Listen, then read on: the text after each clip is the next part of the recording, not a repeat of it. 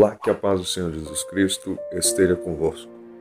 Hoje eu quero falar sobre a morte de Cristo. Como texto base, Isaías capítulo de número 53, versículo de número 10. Somos gratos a Deus por esta oportunidade que Ele nos tem concedido de mais uma vez estarmos vivos, iniciando mais um dia para a honra e glória do Seu nome. Mais uma semana tem se findado e temos motivos de sobra para lhe agradecer.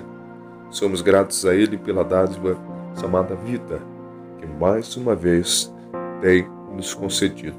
Vamos ler então Isaías 53, versículo 10, que nos diz: Todavia, ao Senhor agradou moê-lo, fazendo-o enfermar. Quando a sua alma se puser por expiação do pecado, verá a sua posteridade, prolongará os seus dias, e o bom prazer do Senhor prosperará na sua mão. A morte de Jesus na cruz tem causa, ela tem uma razão, tem efeitos e também tem consequências. Este evento de máxima importância na história da fé cristã, ele abriu os olhos dos santos do passado e do presente para a redenção dos eleitos. E do ponto de vista humano, a causa de Jesus ser morto foi por questão política dos romanos e por parte dos judeus por uma questão religiosa. Porém, pelos olhos da fé, aprove o Senhor moê-lo por amor a nós. Deus ele decretou a morte de seu Filho desde a eternidade pelo efeito da vontade e do prazer do Pai. É interessante que quando nós pensamos sobre a morte de Cristo, nós vemos que quando o pecado entra no mundo, lá no começo do livro de Gênesis, há a promessa de Deus em Gênesis capítulo 3, falando que da semente da mulher nasceria um que esmagaria a cabeça da serpente, um que viria para tirar o pecado do mundo, um que seria o grande libertador. Deus dizendo-nos que Jesus viria para poder salvar a raça humana. E a razão da morte substitutiva de Jesus está ligada à oferta pelo nosso pecado.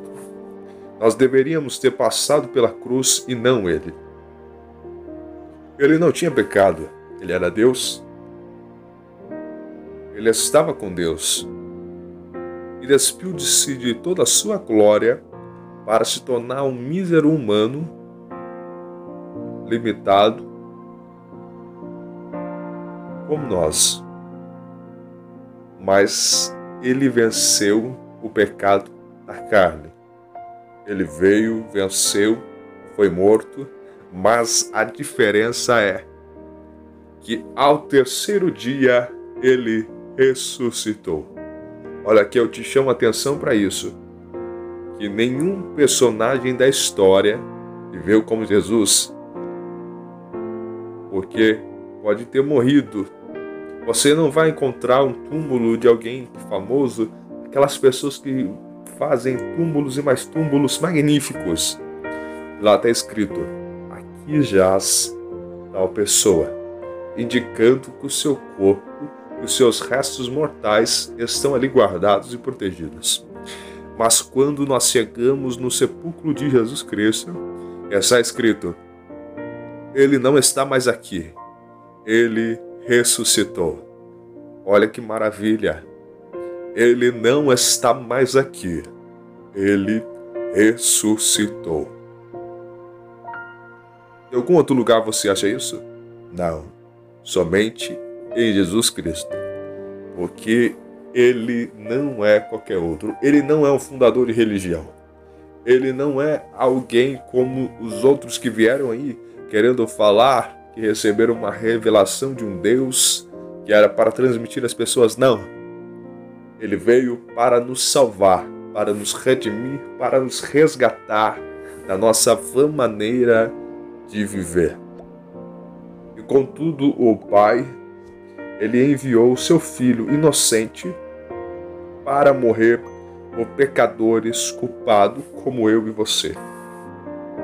Pessoas que estávamos destituídos da glória de Deus por causa das nossas falhas e erros, que a palavra de Deus diz que o vosso pecado faz separação entre vós e o vosso Deus. E é isso que estava acontecendo. O nosso pecado, os nossos erros estavam nos separando da presença de Deus. Mas Jesus Cristo, Ele vem e nos faz a reaproximação de Deus para que nós consigamos voltar para Ele. E Spurgeon disse, quando Cristo morreu, Ele morreu por você. O mérito é dele. Nós apenas usufruímos da vitória. Não temos mérito algum, mas nós apenas podemos viver por causa da vitória de Cristo sobre a morte. E o efeito da morte de Jesus produziu vida no coração dos seus filhos, possibilitando a segurança da salvação e o livramento das demandas da vingança de Deus. Não há preço que se pode pagar por tão grande salvação. A morte vicária de Jesus é impagável. Não temos nada em troca para oferecer, exceto um profundo anseio para viver para a sua glória, fazendo a sua vontade. O salmista, no Salmo de número 116, diz que darei ao Senhor por todos os benefícios que Ele me tem feito. E depois, no próximo versículo, ele detalha algumas coisas que ele poderia fazer. Mas aqui eu aprendo que não tem nada melhor que eu possa dar para Deus como um agradecimento, a não ser entregar a Ele toda a minha vida. Eu quero deixar aqui uma frase para a sua meditação que diz: a morte de Cristo produz sementes como consequência e multidões de pecadores sendo salvas. A morte de Cristo foi para alcançar muitas e muitas vidas, por intermédio da pregação destas boas novas, que é o Evangelho de Cristo Jesus. E foi por vocês, os eleitos, que Ele enfrentou o madeiro. Se você crê, viva uma vida santa e abomine o pecado. Nós temos a carência, nós temos a necessidade de ter um Salvador. A sua alma, ela geme por causa da vida frívola. E quando uma fé por salvação começa a tomá-lo, aponta para a gloriosa salvação de Jesus. E grosso modo, os eleitos possuem um senso de necessidade e um desejo de agradar a Jesus.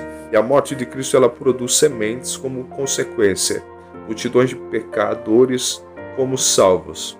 E Ele ascendeu aos céus, onde repousa ao lado do Pai, preparando-se para o dia em que reinará sobre este mundo. E uma frase aqui para encerrarmos. O efeito da morte de Jesus produziu vida no coração de seus filhos. A morte de Jesus ocorreu para que em nós pudesse haver vida, para que nós fôssemos vivificados, como eu já disse alguns dias atrás. E Ele vos vivificou. E aí, por isso que nós estamos vivos, porque Ele morreu de todo este mundo sombrio e de podridão que tem tão de perto nos rodeado, nos perseguido. E aqui Isaías descreve dizendo que foi do agrado do Senhor que Jesus sofresse, Ele padecesse, para que nós pudéssemos ser libertos do pecado. E a morte de Cristo, ela tem uma consequência: produzir essas sementes para que vidas sejam alcançadas. Nós temos que prosseguir caminhando, lutando para cada dia mais falar da palavra de Deus. Se hoje eu estou aqui, é por causa da morte de Cristo, porque Ele me amou, me salvou, me redimiu e me restaurou para que hoje eu pudesse estar aqui convosco, falando da sua palavra. E eu quero orar para iniciarmos mais um dia com a glória de Deus. Senhor Deus e Pai, nós te louvamos e te agradecemos por tudo que o Senhor tem feito, ó Pai, pelas bênçãos e misericórdias que o Senhor tem nos concedido dia após dia. Por isso nós te louvamos e te agradecemos grandemente, ó Pai. Ser com cada um dos seus filhos, lhe dê um dia abençoado, de renovo, de vitória. Nós te louvamos e te agradecemos, em nome de Jesus. Amém. Que Deus te abençoe grandemente e lhe dê um dia abençoado e de paz, para a sua honra e glória do seu nome. Amém.